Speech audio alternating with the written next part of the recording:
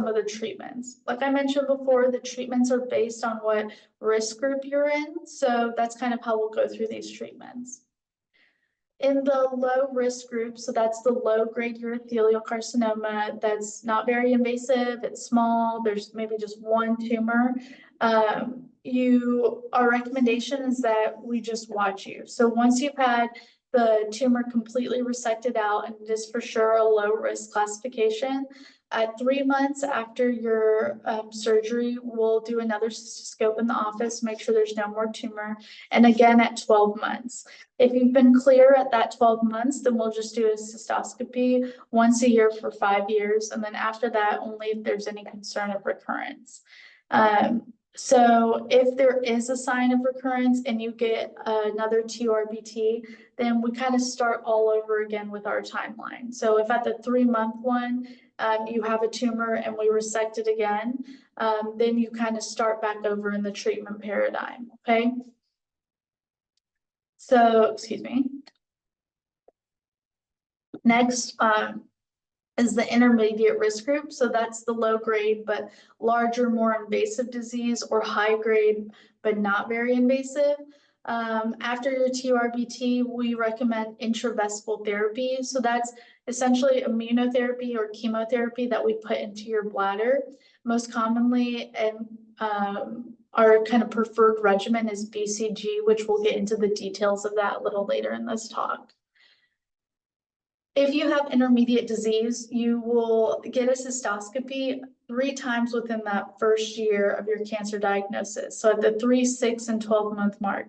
If at any of those cystoscopies we find a tumor, you'll undergo a TURBT, and then you'll start that cycle over again at the 3, 6, and 12-month. For your second year, you'll get a cystoscopy every 6 months, and then annually up to 5 years, and then as needed after that. Your urologist will also do something called a urine cytology, which is when we do the cystoscopy, we'll collect some of the urine in your bladder and send it off for special testing. It looks at the cells in the urine to see if there are any that are concerning for cancer. So we might not see the tumor when we do the cystoscope, but there could be evidence of it there. So that's what that urine cytology is for. Then our high risk group. So these are the patients with high-grade CIS or invasive disease that's large, or anything with high-risk features. So if you have just the high risk without any high-risk features, we'll recommend that you get intravesical chemotherapy. If you have any of these high-risk features, so you've already failed therapy, you have any of those variant histologies, invasion into the lymphovascular system, or involvement of your prostate, currently, cystectomy is preferred. That's because, we know that your disease is gonna progress to be muscle invasive. And so what we're trying to do is just get rid of it before it gets to a point where it's progressed through and outside your bladder. Now, myself and I know a lot of urologists, we are open to doing intravesical chemotherapy for patients with some very high-risk features if they're not a cystectomy candidate, or if they want to hold off on cystectomy, which is understandable. It's a very high-risk procedure. So we will sometimes try to do the bladder chemotherapy. However, if you have any recurrence at that point, then we really do recommend that you get a cystectomy. And then I'm just going to briefly mention this other kind of treatment paradigm. So if you have high-risk disease and you've tried BCG or you've failed BCG, there are some other treatment options. A lot of these have recently been FDA approved, so you might see a lot of ads or commercials for them or pamphlets in your urologist's office, which is why I want to mention them. So currently, these are only FDA approved, these bottom 3, for patients who have failed therapy or have specific features in their recurrence.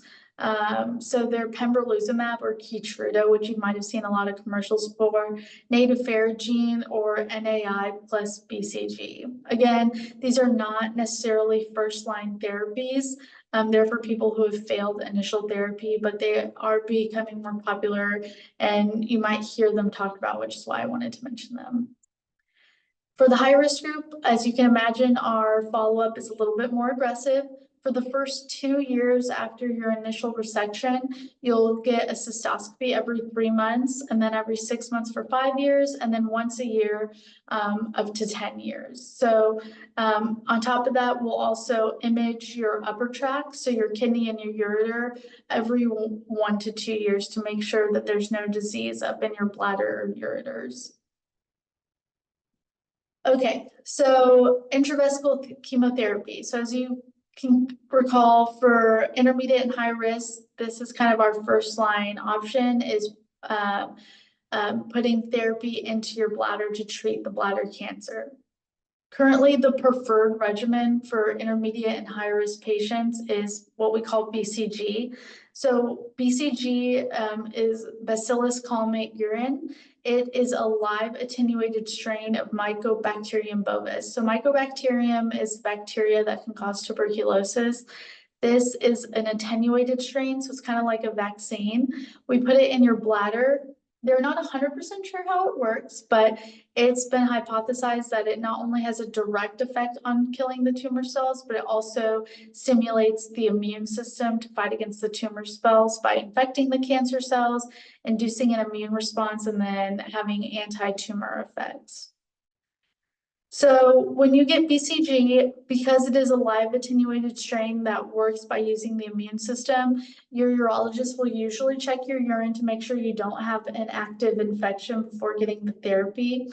And on that note, we typically try not to use it in patients who are immune suppressed, whether they're a transplant patient or they have any other diseases that suppress their immune system or are on drugs for things that, or are on drugs that suppress your immune system for things like lupus or other autoimmune disease. This is because it's been found that the BCG doesn't work as well in those patients, which kind of makes sense if it uses your immune system to fight the cancer. So once we know you're a good candidate for it, you'll go into the office and a catheter will be placed. The drug is then inserted through the catheter into your bladder. It's usually about only 50 to 100 cc's, depending on the dose. The BCG is held in your bladder for about 1.5 to 2 hours, depending on how the office runs it, how your physician kind of administers it. Most of the time you don't have to stay in the office while you get it. You can go home. You can urinate it into your toilet. We just recommend that no one else uses that toilet until there's been at least 3 flushes and there's been a cup of bleach kind of poured into the bowl. Also, the catheter does not have to stay in your bladder those whole 2 hours either. So since BCG is based on an immune response, we have to give you an induction course of BCG. So you'll get one therapy weekly for 6 weeks, and that's to ensure that there's been an immunological response. So basically we're hitting your bladder and that cancer with that BCG again and again and again to make sure that we've kind of kicked off that immune response. After your induction BCG, so you're now 6 weeks through induction, which is usually started about 6 weeks out from your last resection. So now you're 3 months out from your resection. And as you remember, on most of the protocols, you're going to get a cystoscopy at 3 months. So after you finish your induction, you'll get a cystoscopy. We'll make sure there's no more tumor there. And then we'll move on to what we call our maintenance BCG. So maintenance BCG is you get BCG weekly for 3 weeks at 3, 6, 12, 18, 24, 30, and 36 month intervals. Now, if you have intermediate risk bladder cancer, we usually only do maintenance for a year versus high risk. You'll be on that maintenance protocol for 3 years. You'll be getting cystoscopies in between those maintenance sessions to ensure that you don't have any recurrence of your disease. If you do, it's like I mentioned earlier, we start back at the beginning of the timeline with a resection and then kind of start the whole process over again. Now, for a very long time, there has been a BCG shortage. It's a very long story why, different factories, supply chain, blah, blah, blah, but this has been going on way before COVID. So because there's been a BCG shortage, a lot of really smart people have come together and put out consensus statements on how BCG should be used and what we can use in the absence of BCG. So it is usually prioritized in patients with high-grade T1 and CIS because those are the patients that are at the highest risk of recurrence. And there are some alternative options that are intravesical chemotherapies.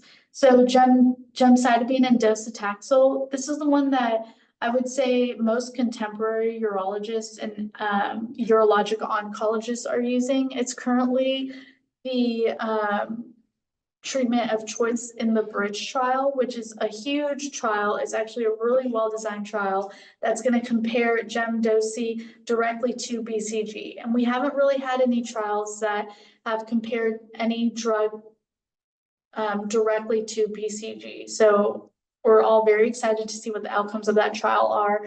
But even though the results haven't matured or come out yet, this is what a lot of us are using, gem-doce, in the absence of BCG. Other options are mitomycin, which is another chemotherapy, gemcitabine alone, or even split dose BCG. So if you can use a half vial or even a third vial, and there have been some studies that it's can be just as effective as the full dose. However, like for example, at one of the hospitals I work at, we have 0 BCG. So it's not even an option to do a split dose. So that's why we've been using the gemcitabine docetaxel. So other than it working to prevent the cancer to come back or recur or progress, the other thing that's going to be most important to the patient is the side effects. So what are the side effects of BCG? Well, as you can imagine, we're causing a local immune reaction in your bladder. So the most common thing people get is an inflammatory cystitis. So basically a really irritated bladder. It might almost feel like you have a UTI, burning with urination, things like that. More rarely, it can be very severe to the point where people cannot tolerate the BCG and we have to choose a different treatment option. You can get some systemic side effects of the immune response. So your body's kind of kicking up, ready to fight. So you might feel kind of similar symptoms to when you have a flu, like muscle aches, things like that. You can even have a fever. Now, there is a such thing as BCG sepsis, which is where BCG somehow got into your bloodstream and is now causing you to become septic. This is very, very rare, but it can be very serious and requires, treatment and monitoring. So even though the fever can be just a response of your immune system kind of kicking into gear, I do tell all my patients if they do have any fever, that they do need to be seen in the emergency room just to make sure we're not dealing with anything more serious. So these are some of the other chemotherapy options. I mentioned some of these. I did add epirubicin and doxorubicin because those are chemotherapy agents that have been around longer or used longer. So we do have more data on them. And however, like I mentioned, most contemporary urologic oncologists aren't really using the epirubicin and doxorubicin anymore.